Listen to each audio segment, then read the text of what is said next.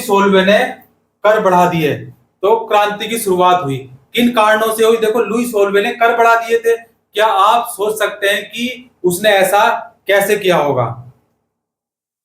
तो प्राचीन राजवंश के तहत फ्रांसीसी सम्राट अपनी मर्जी से कर नहीं बढ़ा सकते थे, अपनी मर्जी से वो कर नहीं लगा सकते थे। इसके लिए उसे क्या है, स्टेट्स जनरल, प्रतिनिधि सभा की बैठक बुलाकर नए करों के अपने प्रस्ताव पर मंजूरी लेनी पड़ती थी। स्टेट्स जनरल का राजनीतिक संस्था थी। क्या थी? एक राजनीतिक संस्था थी जिसमें तीनों स्टेट अपने अपने प्रतिनिधि भेजते थे। तीनों स्टेट, 3 स्टेट बने थे ना, तो तीनों स्टेट क्या करते थे, अपने अपने प्रतिनिधि भेजते थे। लेकिन सम्राट ही यह निर्णय करता था कि इस संस्था की बैठक कब बुलाई जाए। इसकी अंतिम बैठक कब हुई थी? 1614, 1640 में इसकी अंतिम बैठक हुई थी। अंतिम बैठक कब हुई? 1614 में इसकी अंतिम बैठक की गई थी। और फ्रांसीसी सम्राट लुई सोल्वे ने 5 मई 1789, कितने?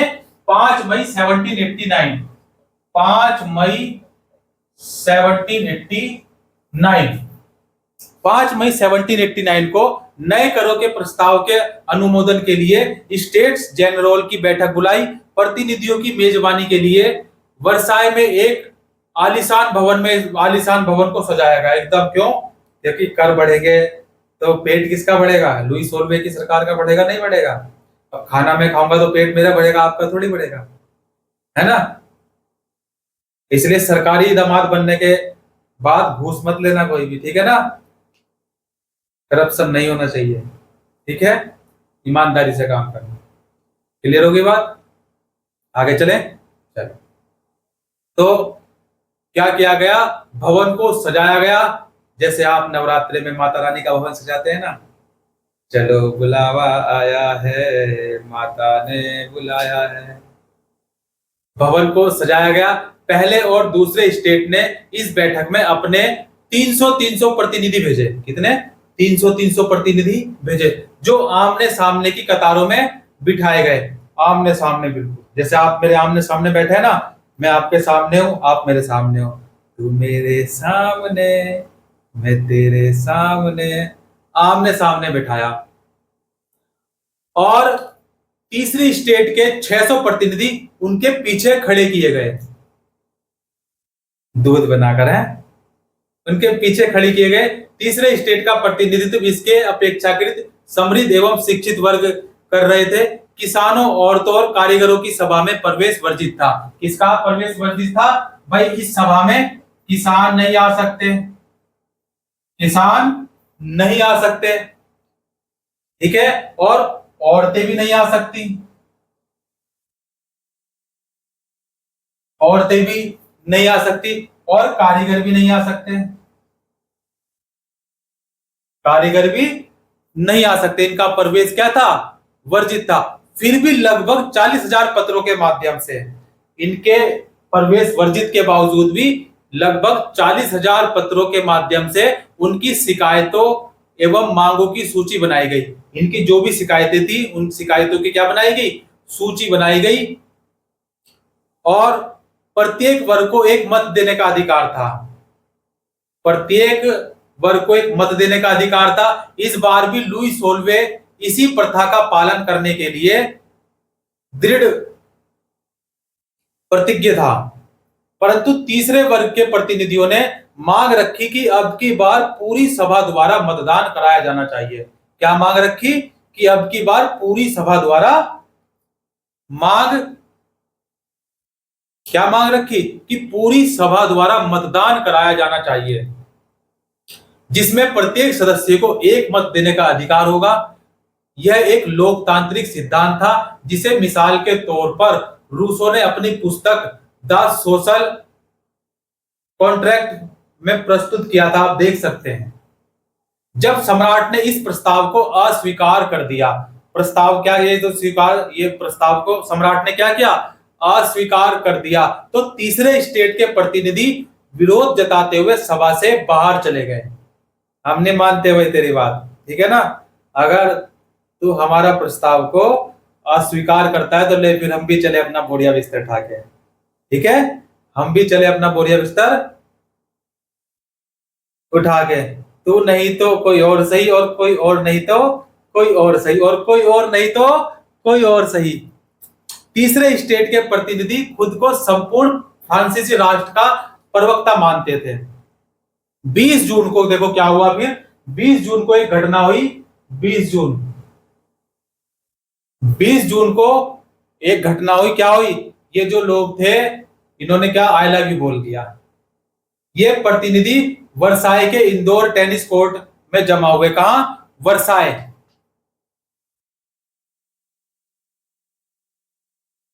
वर्साई के इंडोर टेनिस कोर्ट में कहा हुए, जमा हुए। अब और इन्होंने क्या किया, उन्होंने अपने आप को नेशनल असेंबली घोषित कर ली। क्या कर लिया इन्होंने अपने आप को, इन्होंने अपने आप को नेशनल असेंबली,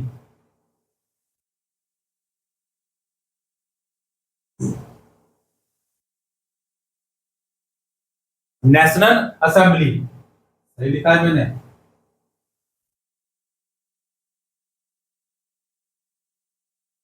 नेशनल असेंबली अपने आप को क्या कर लिया, घोषित कर दिया। और शपथ ली कि जब तक सम्राट की शक्तियों को कम करने वाला संविधान तैयार नहीं किया जाएगा, जब तक सम्राट की शक्तियों को कम करने वाला संविधान तैयार नहीं किया जाएगा, तब तक असेंबली भंग नहीं होगी। क्या नहीं होगी, भंग नहीं होगी। जैसे है ना हमारी संसद के कितने अंग है, संसद के 3 अंग है, राज्यसभा, लोकसभा और राष्ट्रपति। निचला सदन कौन सा है, निचला सदन लोकसभा है, और उच्च सदन कौन सा है, राज्यसभा है। और लोकसभा को भंग किया जा सकता है, लेकिन राज्यसभा को भंग नहीं किया जा सकता। तो इन्होंने क्या किया, जब तक संविधान की तैयार नहीं किया जाएगा, किसकी शक्तियों को कम करने वाला संविधान तैयार नहीं किया जाएगा, तब तक असेंबली भंग नहीं होगी। उनका नेतृत्व किसने किया, उनका नेतृत्व किया मिराबियो। किसने किया नेतृत्व, मिराबियो, मिराबियो, मिराबो, मिराबो और आबे सीए। क्या नाम है, आबे सीए, आबे सीए। इन्होंने क्या किया, नेतृत्व किया। और मिराबियो ने का जन्म जो है कहां हुआ था, कुलीन परिवार में हुआ था, लेकिन वह सामंती विशेषाधिकारियों, जो सामंती विशेषाधिकार थे, समाज थे, वो उनके क्या थे, समाज थे, उनको समाज को खत्म करने की जरूरत से सहमत था। उसने एक पत्रिका निकाली और वर्साई में जुटी भीड़ के समक्ष जोरदार भाषण दिया, एकदम पावरफुल, छप्पर फाड़ भाषण, जिसे क्या बोला गया, छप्पर फाड़ भाषण दिया। और आबे सीए मूलतः पादरी था, और उसने तीसरा स्टेट क्या है शीर्षक से, तीसरा स्टेट क्या है शीर्षक से एक अत्यंत प्रभावशाली प्रचार पुस्तिका पैम्पलेट लिखी। जिस वक्त नेशनल असेंबली संविधान का प्रारूप तैयार करने में व्यस्त थी, जिस वक्त ये नेशनल असेंबली संविधान का प्रारूप तैयार करने में व्यस्त थी, तो पूरा फ्रांस आंदोलित हो रहा था। क्या हो रहा था, पूरा फ्रांस आंदोलित हो रहा था। कड़ाके की ठंड के कारण फसल मारी गई। भाई कड़ाके की ठंड पड़ेगी तो पाला पड़ेगा, और पाला पड़ने से क्या होता है, जो गांव वाला होगा वो बताएगा, पाला पड़ने से क्या होता है, पाला पड़ने से फसल नष्ट हो जाती है, और ओला पड़ने से भी फसल नष्ट हो जाती है। तो कड़ाके की ठंड के कारण फसल मर गई थी, और पाव रोटी की कीमतें आसमान छू रही थी। पाव रोटी की कीमतें क्या है, आसमान छू रही थी, जैसे पतंग आसमान छूती है ना। आई वो काटे, कौन कौन उड़ाता है पतंग, हाथ खड़ा करे, जो जो पतंग उड़ाता है वो हाथ खड़ा करे। ठीक, बसंत पंचमी चली गई, अब अगली बार की इंतजार कर रहे हैं। अभी भी उड़ाते हो, क्या बात है। आपको तो जो है ना जूते की माला पहनानी चाहिए, है ना, नहीं पहनानी चाहिए। अच्छे नंबर लाओ, नहीं पहनाऊंगा, ठीक है। चलो आगे चले, हम बढ़े आगे, ठीक है। तो कड़ाके की ठंड से क्या हुआ, देखो फसल मर गई और पाव रोटी की कीमतें आसमान छू रही थी। बेकरी मालिक स्थिति का फायदा उठाते हुए जमाखोरी में जुट गए थे। देखो कोई चीज क्या होती है, महंगी होती है ना, तो क्या करते हैं, जमाखोरी करने लग जाते हैं, क्या चीजों को जमा करने लग जाते हैं, ताकि जब चीजों को जमा किया जाता है तो क्या होगा, मार्केट में वो किसी चीज को जमा कर लिया, अब जमा कर लिया तो चीज की कमी हो गई, और कमी हो गई, महंगी तो वैसे ही और कमी हो गई, है ना, तो वो उसको और तिगने चौगने दाम पे बेचते हैं, और तिगने चौगने दाम पे बेचते हैं। कल से इधर मत बैठना, ठीक है ना, उधर बैठना, ये वाला भी, दोनों कल इधर नहीं बैठेंगे, ठीक है ना, दोनों वो सामने बैठेंगे, ठीक है, मेरी आंखों के सामने, ठीक है। तो जमाखोरी में जुटे थे। बेकरी की दुकानों पर घंटों के इंतजार के बाद गुस्साई औरतों की भीड़ ने दुकान पर धावा बोल दिया। मरता क्या ना करता भाई, है ना, तो औरतों ने धावा बोल दिया। दूसरी तरफ सम्राट ने सेना को पेरिस में प्रवेश करने का आदेश दिया। पेरिस में क्या कर दो, प्रवेश कर दो। और क्रूर भीड़ ने 14 जुलाई को बास्तिल पर धावा बोलकर उसे नेस्ते नाबूद कर दिया था। देहाती इलाकों में गांव गांव यह अफवाह फैल गई कि जागीरों के मालिकों ने भाड़े पर लठे तो लुटेरों के गिरोह बुला लिए हैं, जो पक्की फसलों को तबाह करने के लिए निकल पड़े हैं। जो फसलें पक गई थी उनको तबाह करने के लिए निकल पड़े हैं। कई जिलों में भयंकर आक्रांत होकर किसानों ने कुदालों और बेलचों से ग्रामीण किलों पर आक्रमण कर दिए। उन्होंने अन्न भंडारों को लूट लिया और लगान संबंधी दस्तावेजों को जलाकर राख कर दिया। क्या कर दिया, जलाकर राख कर दिया, एकदम भस्म कर दिया, बिल्कुल। और कुलीन बड़ी संख्या में अपनी जागीरें छोड़कर भाग गए। इतना खतरनाक मंजर था ना कि तुम अगर विचार करो ना तन मन धन से, आंख बंद कर कर, तो सब अपनी पैंट में जो है ना पेशाब कर देंगे। इतना ऐसा घनघोर खतरनाक मंजर हो रहा था। हाँ, मैंने सपने में देखा था, इसलिए मुझे पता है। कई जिलों में देखो क्या हुआ, किसानों ने कुदालों और बेलचों से ग्रामीणों किलों को पर क्या करा, आक्रमण कर दिया था, ठीक है। और कुलीन बड़ी संख्या में जागीरें छोड़कर भाग गए थे। बहुतों ने तो पड़ोसी देशों में जाकर शरण ले ली। जैसे 1947 में जब भारत और पाकिस्तान अलग हुआ, मुस्लिम लीग ने क्या क्या, पाकिस्तान बनने की जड़ कौन थी, मुस्लिम लीग थी, है ना, हमने पढ़ा था ना, कौन थी, मुस्लिम लीग थी। और जब बड़ा जो है अलग हो गए, राष्ट्र बने, तो बहुत सारे शरणार्थी नहीं आ गए भारत, तो उनको खाने की व्यवस्था, रहने की व्यवस्था, सोने की व्यवस्था, व्यवसाय की व्यवस्था सब सरकार को करनी पड़ी, है ना, नहीं तो फिर गृह युद्ध शुरू हो जाते यहाँ भी। भाई अभी अभी तो आजाद हुआ है, फिर गृह युद्ध शुरू हो जाते हैं, उनकी मजबूरी थी सरकार की, क्या है, करना पड़ा, है ना, करना पड़ा। तो पड़ोसी देशों में जाकर क्या हो गई, शरण ली उन्होंने। अपनी विद्रोही प्रजा की शक्ति का अनुमान करके लुई सोल्वे ने अंततः नेशनल असेंबली को मान्यता दे दी। क्या कर दी, जो नेशनल असेंबली बनी थी,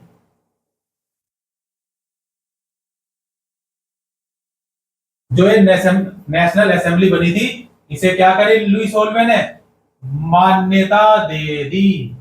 जाओ, तथास्तु, है ना, इसको मान्यता दे दी भाई। क्या दे दी, मान्यता दे दी। जाओ खाओ पियो और मौज लो, ना मिले तो खोज लो, है ना। और यह भी मान लिया कि उनकी सत्ता पर अब से संविधान का अंकुश होगा। क्या होगा, संविधान का अंकुश होगा। 4 अगस्त 1789 को, कब, 4 अगस्त 1789, 4 अगस्त 1789 की रात को असेंबली ने करों, कर्तव्यों और बंधनों वाली सामंती व्यवस्था के उन्मूलन का आदेश पारित कर दिया। पादरी वर्ग के लोगों को भी अपने विशेषाधिकारों को छोड़ देने के लिए विवश किया गया। धार्मिक कर समाप्त कर दिए गए। अब धार्मिक कर नहीं लिए गए, नहीं लिए जाएंगे, सबको समाप्त कर दिया गया। चर्च के स्वामित्व वाली भूमि जब्त कर ली गई और इस प्रकार कम से कम 20 अरब लिवरे की संपत्ति सरकार के हाथ में आ गई। सरकार का पेट भर गया। अच्छा, फ्रांस में संवैधानिक राजतंत्र बन गया। फ्रांस में क्या हो गया, संवैधानिक राजतंत्र बन गया। नेशनल असेंबली ने 1791 1791 में क्या क्या संविधान का प्रारूप पूरा कर लिया। 1791 में नेशनल असेंबली ने क्या किया, संविधान का प्रारूप तैयार कर लिया। इसका मुख्य उद्देश्य था सम्राट की शक्तियों को सीमित करना। क्या था इसका मुख्य उद्देश्य था, सम्राट की जो सम्राट की शक्ति है, पावर है, उसको सीमित करना। एक व्यक्ति के हाथ में केंद्रीकृत होने के बजाय अब इन शक्तियों को विभिन्न संस्थाओं, विधायिका, कार्यपालिका एवं न्यायपालिका, तीन थे ना, क्या था, विधायिका थी, कार्यपालिका थी और न्यायपालिका में विभाजित एवं हस्तांतरित कर दिया गया। इस प्रकार फ्रांस में संवैधानिक राजतंत्र की नींव पड़ी। 1791 के संविधान ने कानून बनाने का अधिकार नेशनल असेंबली को सौंप दिया। कानून बनाने का अधिकार किसको सौंप दिया, नेशनल असेंबली को सौंप दिया। और नेशनल असेंबली अप्रत्यक्ष रूप से चुनी जाती थी। कैसे चुनी जाती थी, अप्रत्यक्ष रूप से। कहने का मतलब क्या है कि जनता वोट नहीं देती थी। अगर जनता, हम वोट देते हैं, वो होता है प्रत्यक्ष, कि हमने किसी नेता को चुना वोट देकर, वो हुआ प्रत्यक्ष वोट। और उस नेता ने दूसरे नेता को चुना, बड़े वाले नेता, आसान भाषा में क्या कहेंगे, बड़े वाले नेता को। छोटे बच्चे समझ पा रहे हैं कि भाई छोटे नेता को हमने चुना तो उसको हमने क्या दिया, प्रत्यक्ष वोट दिया। क्या दिया, प्रत्यक्ष जाकर वोट किया। और फिर उस नेता ने बड़े नेता को चुना तो वो क्या हो गया, अप्रत्यक्ष वोट हो गया। क्या हो गया, अप्रत्यक्ष वोटिंग हुई। क्लियर होगी बात, कोई दिक्कत, आगे बढ़े, चलो। तो सर्वप्रथम नागरिक एक निर्वाचक समूह का चुनाव करते थे। क्या करते, सर्वप्रथम नागरिक एक निर्वाचक समूह का चुनाव करते थे, जो पुनः असेंबली के सदस्यों को चुनते थे। वो क्या करते थे, पुनः असेंबली के सदस्यों को चुनते थे। सभी नागरिकों को मतदान का अधिकार नहीं था। सभी नागरिकों को मतदान का अधिकार नहीं था। ध्यान से सुनिएगा, ध्यान से समझने वाली बात क्या है कि सभी, जैसे अभी है ना, अभी सभी वयस्कों को क्या है, मतदान देने का अधिकार है कि नहीं है। कौन कौन है 18 वर्ष से ऊपर, अच्छा, किसको दिया था वोट, कमल का फूल, अच्छा, तो सभी को नहीं था। देखो 25 वर्ष से अधिक उम्र वाले केवल ऐसे पुरुष को ही सक्रिय नागरिक जिन्हें मत देने का अधिकार का क्या है, दर्जा दिया गया था, जो कम से कम 3 दिन की मजदूरी के बराबर कर चुकाते थे। क्या करते थे, 3 दिन की मजदूरी के बराबर कर चुकाते थे, उनको ही क्या था, दर्जा दिया गया था वोट देने का। तो शेष पुरुष क्या थे, शेष पुरुष और महिलाओं को निष्क्रिय नागरिक के रूप में वर्गीकृत किया गया था। क्या, निष्क्रिय नागरिक के रूप में। अभी देखो आपने फ्रिज देखा है, फ्रिज, अब आजकल फ्रिज की डिमांड बढ़ जाएगी ना, गर्मी आ गई है, तो देखो फ्रिज में जो भी हम खाना खाने की चीजें रखते हैं, जो भी हम खाद्य पदार्थ उसमें रखते हैं, चाहे वो पीने का हो चाहे वो खाने का हो, है, तो उसमें जो कीटाणु होते हैं ना, वो नष्ट नहीं होते, वो क्या है, निष्क्रिय हो जाते हैं। क्या हो जाते हैं, फ्रिज का जो टेम्परेचर होता है, उस टेम्परेचर में वो जीवाणु जो है, क्या है, वो कीटाणु निष्क्रिय रहते हैं। क्या रहते हैं, अब निष्क्रिय रहेंगे तो वो क्रिया नहीं करेंगे, क्रिया नहीं करेंगे तो जो फ्रेश वस्तु आपने रखी है फ्रिज में, वो वैसी की वैसी रहेगी जब तक फ्रिज में रहेगी, है ना, वो वस्तु वैसी की वैसी रहेगी, वो पदार्थ वैसे का वैसा ही रहेगा। और जैसे ही आप उसको फ्रिज से बाहर रखेंगे तो क्या होगा, टेम्परेचर अलग हो जाएगा, और टेम्परेचर अलग हो जाएगा तो ज्यादा देर तक नहीं टिकते। देखते ना, अब गर्मियों में जो है क्या, सब्जियां जल्दी खराब हो जाएगी, और उसको फ्रिज में रख दो तो चल जाती है। क्यों, क्योंकि फ्रिज में क्या होता है, फ्रिज के टेम्परेचर से जो जीवाणु और कीटाणु होते हैं वो क्या है, निष्क्रिय रहते हैं, निष्क्रिय अवस्था में रहते हैं। क्या, कैसे रहते हैं, निष्क्रिय अवस्था में रहते हैं। क्लियर होगी बात। तो जो शेष पुरुष और महिलाएं थी वो क्या है, निष्क्रिय नागरिकों के रूप में वर्गीकृत थी। क्या है कि जब तक फ्रिज में रहेगा ना, कीटाणु कहेगा आराम फरमाएगा, है ना। अगर कोई चीज हमने जो है, क्या है, अब मटर पनीर हमने फ्रिज में रख रखा है, अब मटर पनीर में जितने कीटाणु और जीवाणु है ना, क्या करेंगे, वो 3 दिन तक फ्रिज में रखा हुआ है, 3 दिन तक आराम करेंगे एकदम, ये है ना, 3 दिन तक एकदम मौज करेंगे, एकदम वीआईपी की तरह। और जैसे ही उसको निकालेंगे तो निकाल के 3 दिन बाहर रख देंगे तो क्या होगा, फिर तो भोकाल मचा देंगे। नहीं, अगर 3 दिन को जो है, 3 दिन के भीतर क्या होगा, मटर पनीर की सब्जी में जो है क्या भोकाल मच जाएगा, एकदम रायता फैल जाएगा। कैसा? एकदम रायता फैल जाएगा। क्लियर हो गई बात? तो फ्रिज का जादू देख लो आप क्या है ना? फ्रिज का जादू खतरनाक है कि नहीं है, बताओ बच्चों, है ना खतरनाक? और फ्रिज की तो डिमांड बढ़ रही है, अब एसी की डिमांड बढ़ेगी, फ्रिज की डिमांड बढ़ेगी, है ना? हम पंखे वाले हैं ना, घड़े का पानी पीते हैं। किसका पानी पीते हैं? घड़े का। चलो आगे बढ़े। शेष पुरुष और महिलाएं निष्क्रिय नागरिक के रूप में वर्गीकृत किया गया, और निर्वाचक की योग्यता प्राप्त करने तथा असेंबली का सदस्य होने के लिए लोगों का करदाताओं की उच्चतम श्रेणी में होना जरूरी था। भाई सदस्य होने के लिए, असेंबली का सदस्य होने के लिए क्या कंडीशन थी कि जो करदाताओं की उच्चतम श्रेणी में होना जरूरी है। जो कर देने वाले करदाता है ना, कर देने वाले क्या कहलाते हैं? करदाता। तो उन करदाताओं की श्रेणी में क्या है, एकदम उच्चतम श्रेणी में होना जरूरी था। संविधान पुरुष एवं नागरिक अधिकार घोषणा पत्र के साथ शुरू हुआ था। जीवन के अधिकार, अभिव्यक्ति की स्वतंत्रता के अधिकार और कानूनी बराबरी के अधिकार को नैसर्गिक एवं अहरणीय अधिकार के रूप में स्थापित किया गया। अर्थात ये अधिकार प्रत्येक व्यक्ति को जन्म से प्राप्त थे और इन अधिकारों को छीना नहीं जा सकता था। देखो सबसे अच्छी बात क्या है कि इन अधिकारों को छीना नहीं जा सकता था।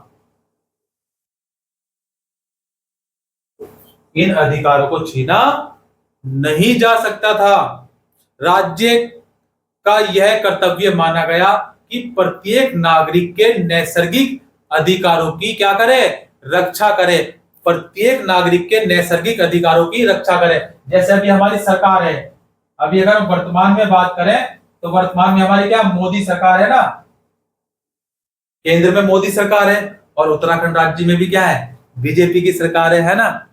पुष्कर सिंह धामी सीएम है उत्तराखंड के, है ना? और भारत के प्रधानमंत्री मोदी जी। तो मोदी सरकार है, तो देखो सरकार का क्या कर्तव्य होता है? सरकार का ये उत्तरदायित्व होता है, कर्तव्य होता है कि उस क्राइटेरिया में आने वाले सभी लोगों की, चाहे वो किसी भी धर्म से हो, किसी भी जाति से हो, गरीब हो, अमीर हो, भिखमंगा हो, कोई भी व्यक्ति हो, ठीक है ना, उसकी खाने की व्यवस्था और दवाई दारू की व्यवस्था करने का उत्तरदायित्व किसका है? सरकार का है। ठीक है, पढ़ो समझे, ठीक से बच्चे पढ़ो, ठीक है? ये सरकार का क्या है? उत्तरदायित्व है। तो आप सरकार पे केस ठोकोगे, अब क्या कहोगे मोदी जी को? मोदी जी को ये कहोगे, मोदी जी मुझे मोमोज खाने नहीं दिए जा रहे हैं, मुझे मोमोज खिलाएं। हाँ चलो कल मिलते हैं, ठीक है? जय श्री राम, हर हर महादेव, जय हिंद।